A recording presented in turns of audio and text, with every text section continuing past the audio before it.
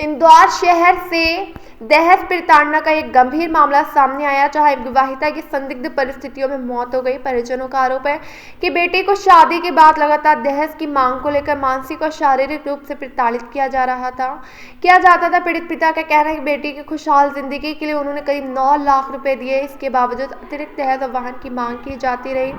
आरोप है कि इसी प्रताड़ना के चलते बेटी की जान चली गई। मामले में परिजनों ने पुलिस पर लापरवाही का आरोप लगाया है और कहा कि प्रारंभिक स्तर पर गंभीर धाराओं के बजाय हल्की धाराओं में प्रकरण दर्ज किया गया। न्याय न मिलने पर पीड़ित पिता ने ग्रामीण पुलिस अधीक्षक से शिकायत कर आरोपियों के खिलाफ सख्त कार्रवाई की मांग की। पुलिस का कहना है कि मामले की जांच की जा रही है और तथ्यों के आधार पर आगे की कार्रवाई की जाएगी। जी आप बताइए, आपका नाम बताइए पहले। इंदर सिंह पवार नाम है मेरा। जी आपके बेटे के साथ जो अन्याय हुआ है, मतलब आपके द्वारा बताया गया कि मेरी बेटी ने जो सुसाइड किया है, इसके जिम्मेदार उसके ससुराल पक्ष के लोग हैं, और किस प्रकार आपके जवाई द्वारा आपके बेटे को प्रताड़ित किया जाता रहा, इस बारे में थोड़ा बताइए क्या मामला है। सर, हमारी बेटी को प्रताड़ित किया जाता था इसलिए क्योंकि उधर से ससुराल पक्ष से वो जमाई बोलते थे, ससुर बोलता था, सास बोलती थी कि तेरे माँ बाप से पैसा ले, कर्जा जो कर रखा है उसका जी क्या। उसके बाद में हमने धीरे धीरे करके उसको लोन करवा के उसको 7-8 लाख रुपए दे दिए। उसके बाद लोन करवा के दिया तो उन्होंने बोला था कि हम किस्त भर देंगे। फिर उनने किस्त नहीं भरते हुए मना कर दिया कि किस्त मैं नहीं भरूंगा। मेरे लड़के ने लोन करा के दिया, बोले उसकी किस्त भी नहीं भरूंगा, हमारी किस्त भी नहीं भरूंगा, और तेरे पापा को बोल कि एक मुझे इक्को गाड़ी दिलाए ट्रेवल्स पे चलाने के लिए।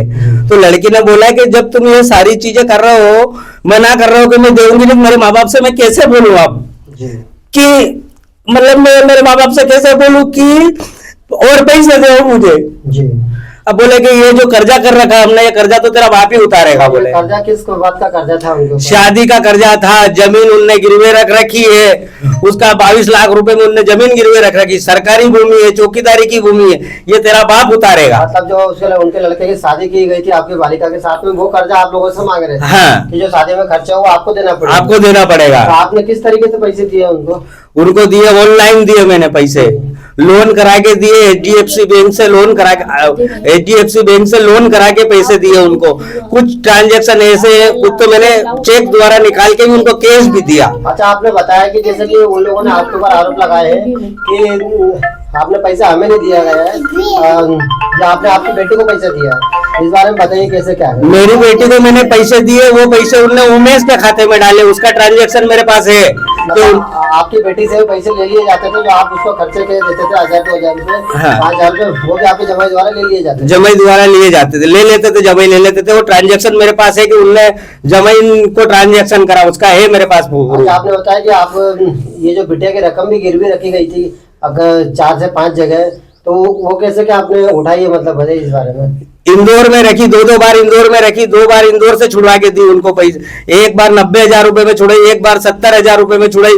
फिर यहाँ से ले जाके उनने देपालपुर रखी, वहाँ 95,000 रुपए में रखी उनने गिरवे, उसको मैं 1,01,000 रुपए भर के वहां से छुड़वाई।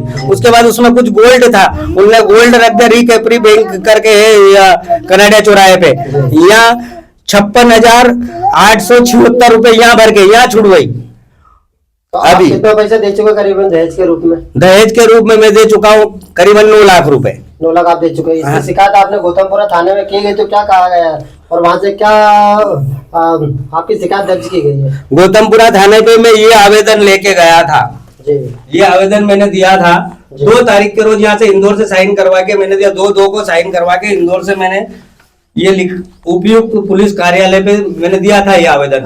को दिया था। हाँ, तो उनने यहाँ ये वाला आवेदन ना करते हुए उनने बोला कि तुम ये जो इसमें जो बयान है वो तुम कोर्ट में भविष्य में भूल जाओगे आने वाले टाइम में। ये किसने बोला आपको वहाँ पर? ये वहाँ एसडीओपी साहब देपालपुर में है जी। उनने बोला कि बोले तुम जो ये बयान है ये भूल जाओगे आप जी। तो बोले मेरे हिसाब से मैं बना देता हूँ आपकी रिपोर्ट, तो आपको कोई दिक्कत नहीं आएगी और केस ऐसा के ऐसा ही रहेगा। आपके जो आपके साथ में जो आपकी लड़की के साथ में जो भी ये हुआ है, अपराध हुआ है, वो उनको सजा मिलेगी, पूरी मिलेगी, और 3 महीने तक जमानत नहीं होगी उनकी। आपको कैसे पता चला कि उनके ऊपर हल्की धाराएं लगाई गई है? मेरे वकील द्वारा मुझे पता चलाया गया कि बोले कि ये जो धाराएं लगी ये बहुत हल्की धाराएं लगी, इसमें पहली जमानत में मतलब पहली अर्जी में उनकी जमानत हो जाएगी। मतलब जिस आप न्याय की आशा से थाने गए थे, गौतमपुरा थाना, वो न्याय आपको मिल नहीं पाया कहीं ना कहीं, और ये दहेज का कहीं से कहते हैं जिक्र नहीं है, जो अपराधी दहेज का जिक्र इसमें कहीं नहीं है। ये उनने बनाया वो रिपोर्ट है, ये हमने दिया आवेदन वो रिपोर्ट है, और ये हमने अभी दिया है यहाँ जगह कलेक्टर कार्यालय में एसपी मैडम को दिया है अभी जी।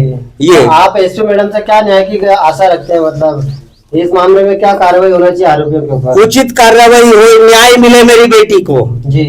मेरी बेटी को न्याय मिले। मेरी बेटी शिक्षिका थी, ऐसे नहीं मर सकती वो।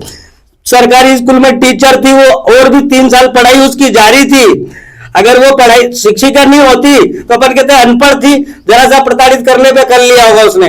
उसको 8-9 महीने से ज्यादा प्रेशर में थी वो। उसने कुछ वीडियो मेरे को डाले, उसने इंस्टाग्राम के थ्रू डाले जो मैं समझ नहीं पाया। मैं समझाने का, इनडायरेक्ट समझाने का प्रयास किया गया था। हाँ। कि मैं यहाँ पे सुखी नहीं हूँ। हाँ। आपके समझने में देर हुई और आपकी बेटा को ऐसा प्राणघातक फैसला लेना पड़ेगा। और 24 दिसंबर के दिन उसने एसिड का फोटो खींचा बाटल का, उसका है इसको, उसके मोबाइल में है फोटो। 24 दिसंबर के दिन उसको फोटो, एसिड की बाटल का फोटो उसके हाथ में लेके खींचने की क्या जरूरत थी? और 18 जनवरी को उन्होंने एसिड पी लिया, मतलब 25 दिन के फासले में ये मोबाइल मेरे हाथ लगा। उसके बाद मुझे पता चला है। आरोपियों पर क्या कार्रवाई की मांग करते हैं आप? जो दहेज लेकर भी आपकी बेटी, मतलब आपकी बेटी को अपनी जीवन लीला समाप्त करनी पड़ी, इस बारे में आरोपियों पे क्या कड़ी से कड़ी कार्रवाई की जाए। इतना प्रताड़ित करा होगा उसको, इतना प्रताड़ित करा होगा उसको कि वो मजबूर हो गए बनने के लिए। अगर किसी कोई लड़की, पढ़ी लिखी लड़की क्यों करेगी ये काम? क्यों उसको प्रताड़ित नहीं करते तो वो क्यों करेगी? आज आप बताइए क्या मांग रखते हैं आप ऐसे आरोपियों पर? क्या सजा देनी चाहिए इनको, सास को भी देना चाहिए। कौन लोग हैं जो उसको परेशान करते थे आपके बेटे? सास, ससुर, देवर। उनका नाम बताइए थोड़ा। पूनम जी चौकीदार जी, और कला भाई इसकी सास है जी, और राहुल उसके देवर है जी, और वो काका ससुर, अंकल काका ससुर का नाम महेश है, महेश दुब्बल। उनने भी मेरी छोरी को जाके दारू पिला के उल्टे सीधे शब्द बोलना, लोग उनके पास सुला देते थे। वो तेरी औरत को वहाँ पहुँचा दे, तेरी औरत को वहाँ पहुँचा दे। मतलब ये ऐसा बर्ताव आपकी बेटी के साथ किया? मेरी बेटी के साथ करा है। और मेरा एक बेटा है, बेटी छोड़ के चली गई है, मेरी नाती है, मतलब नाती है, मेरा बिन माँ का हो गया है। मेरी एक ही बेटी थी, मेरी बेटी को आपके द्वारा बताया गया कि अनगुनों का मतलब नहीं, डेड बॉडी लेके आए थे बिटिया की, और अंतिम संस्कार भी आपके द्वारा ही किया गया? हमारे द्वारा ही करा। हमने फोन लगाया कि तुम आ जाओ, लड़की ने एसिड पिया, तो उसके ससुर बोलता कि मेरे को कोई मतलब नहीं है जी। उसकी सास से भी उसने वीडियो कॉलिंग पे बात करी कि मम्मी मैं जा रही हूँ। उसके जेठ से बात करी, देरानी से बात करी, सबसे बात करी, पर वो कोई भी नहीं आया मेरी छोरी को देखने भी।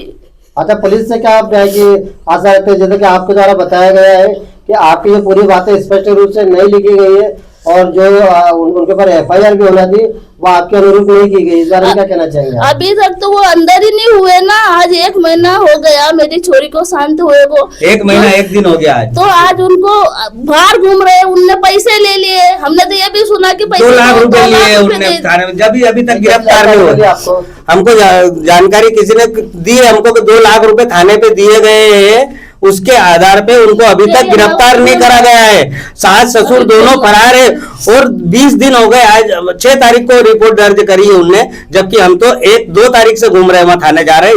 इधर जाओ, गौतमपुरा गए तो बोले यहाँ ये 30 साल से कम उम्र का केस लड़की आपकी है, तो HDP साहब आपका केस हैंडल करेंगे। HDP साहब हैंडल करेंगे। हाँ, तो वहाँ HDPO साहब के पास गए।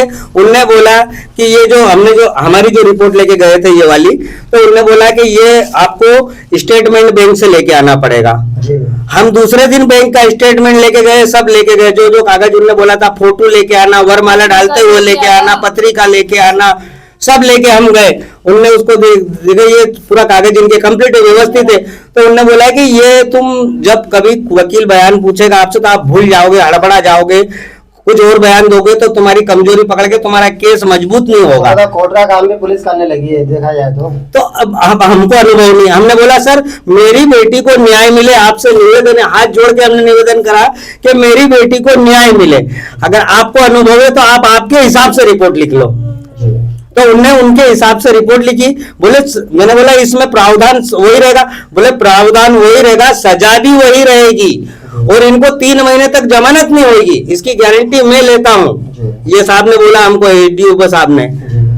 और आज उनको जमानत 15 दिन हुए, उनको वो फरार घूम रहे हैं और उनकी जमानत के लिए अर्जी लग गई आज को, बोल भी रहे ना, और बोले 20-24 तारीख को बोले वो जमानत के मतलब जो पुलिस कर्मियों द्वारा आपकी जो बराबर बात सुनी नहीं गई, इस मामले में पुलिस अधिकारी से क्या न्याय की आशा रखते हैं? पुलिस अधिकारी निवेदन है मेरा कि मेरी बच्ची को न्याय मिले साहब, और क्या गुहार कर सकता हूँ। और जो भी है मेरी बच्ची को जिनने भी दंड मतलब जो हुआ है उसके साथ अपराध किया गया है, उसकी सजा अपराधियों को मिला जाए। उसको प्रताड़ित किया गया है, अच्छा खासा उसको प्रताड़ित किया गया, नहीं तो क्यों करती वो काम? वो हमको फोन लगा सकती थी कि पापा मेरे साथ ऐसा हो रहा है।